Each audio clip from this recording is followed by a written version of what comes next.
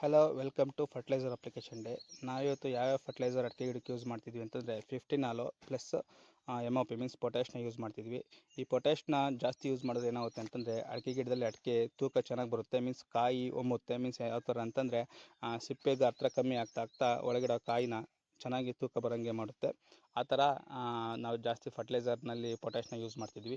ನಾವು ಯಾವ ಥರ ಫರ್ಟಿಲೈಸರ್ ಅಪ್ಲಿಕೇಶನ್ ಮಾಡ್ತಿದ್ವಿ ಅಂತಂದರೆ ಕಚ್ಚೊಡಿಸಿ ಅಪ್ಲಿಕೇಶನ್ ಮಾಡ್ತಿದ್ವಿ. ನೀವು ಯಾವ ಥರ ಮೀನ್ಸ್ ಗುಣೆ ಸುತ್ತ ಮಾಡ್ತಿರೋ ಇಲ್ಲ ಅಂತಂದರೆ ಹಂಗೆ ಮೇಲೆ ಉದುರಿಸ್ತಾ ಇರೋ. ನಾವು ಯಾಕೆ ಕಚ್ಚೊಡ್ದಿದ್ವಿ ಅಂತಂದರೆ ನಮ್ಮಲ್ಲಿ ಇವಾಗ ಮಳೆ ವಾತಾವರಣ ಇರೋದ್ರಿಂದ ಸ್ವಲ್ಪ ಕಚ್ಚೊಡ್ದು ಹಾಕಿ ಮಣ್ಣು ಮುಚ್ಚಿಬಿಟ್ರೆ ಫರ್ಟಿಲೈಸರ್ ಜಾಸ್ತಿ ವೇಸ್ಟ್ ಆಗೋಲ್ಲ.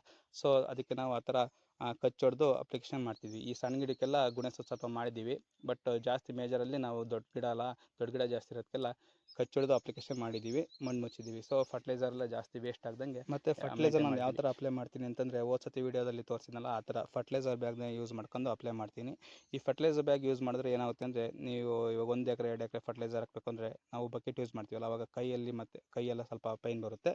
ಸೊ ಈ ಥರ ಫರ್ಟಿಲೈಸರ್ ಬ್ಯಾಗ್ ಯೂಸ್ ಮಾಡಿದ್ರೆ ಕೈಯೆಲ್ಲ ಬಾಡಿ ಅಷ್ಟೊಂದೇನು ಸ್ಟ್ರೈನ್ ಆಗೋಲ್ಲ. ಈ ಥರ ಫರ್ಟಿಲೈಸರ್ ಬ್ಯಾಗ್ನ ಯಾವ ಥರ ಪ್ರಿಪೇರ್ ಮಾಡ್ಕೋಬೇಕು ಅಂತಂದರೆ ಕಾಂಟ್ಯಾಕ್ಟ್ ಮಾಡಿ, ನಾನು ಬೇಕಾದ್ರೆ ಯಾವ ಥರ ಅಂತ ಗೈಡ್ಲೈನ್ಸ್ ಕೊಡ್ತೀನಿ.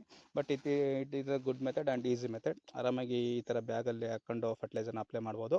ಮತ್ತು ಬೇರೆ ಏನೇ ಇನ್ಫಾರ್ಮೇಷನ್ ಬೇಕು ಅಂತಂದ್ರೆ ಈ ಸ್ಕ್ರೀನ್ ಮೇಲೆ ಇದೆಯಾ ನಂಬರಿಗೆ ಕಾಂಟ್ಯಾಕ್ಟ್ ಮಾಡಿ, ಇನ್ಫಾರ್ಮೇಷನ್ ಸಿಗುತ್ತೆ. ಬಾಯ್.